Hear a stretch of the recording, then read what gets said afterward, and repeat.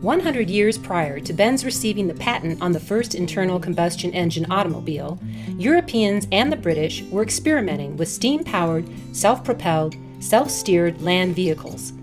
Steam power had been put to use on rails, in the water, and to run factories. This was the logical next step. Most early steam vehicles were buses and had to be operated by two people, a fireman and the driver.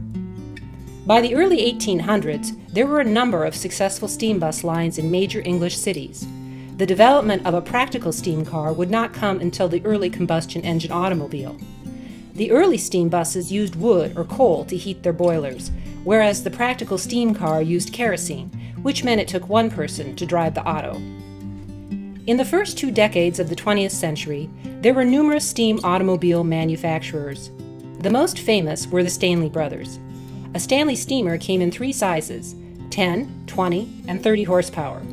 The 10 horsepower steamer, equivalent to about a 30 horsepower combustion engine powered auto, was the most common. A 30 horsepower Stanley was very powerful and was often used by mountain resorts to bring people from the train to the lodge and for tourist junkets. The great amount of torque developed by the steam engine made it an outstanding hill climber. Steam car companies were started as late as the early 1920s. Stanleys were made from 1897 to 1927. By 1930, the steam car era had passed.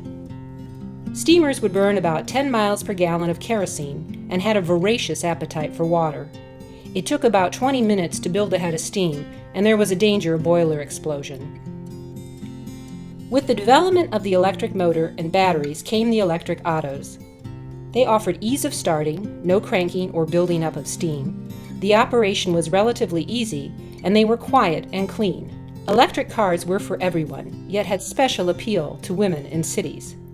Of the many manufacturers, Baker is probably the best known. By 1910, they built a limousine that could travel at 30 miles per hour with a range of 50 miles. Range would prove to be the downfall of early electric cars. Electric trucks for intercity use, delivery, and utilities continued for decades after the electric cars were no longer made. Today's resurgence of electric autos face the same range problem. However, the ion batteries show promise. President Taft, the first to officially use automobiles in the White House, had a steamer, an internal combustion engine car, and an electric car, all from the White Company. Diesel designed his engine originally to run on biofuel, not fossil fuel, and intended it to power automobiles. Today, biodiesel passenger cars are in vogue. Steam cars are probably not in our future, yet electric and biodiesel cars are. Other so-called new ideas have actually been around for decades, such as child-proof locks, headlights that move with the steering wheel, padded dash, crash cages for passengers, air-cooled engines, etc. What is new is old. What's old is new. Don't forget to pick up your lanyard at each door of IMTS and stop at booth W1900 to see more on the history of the automobile.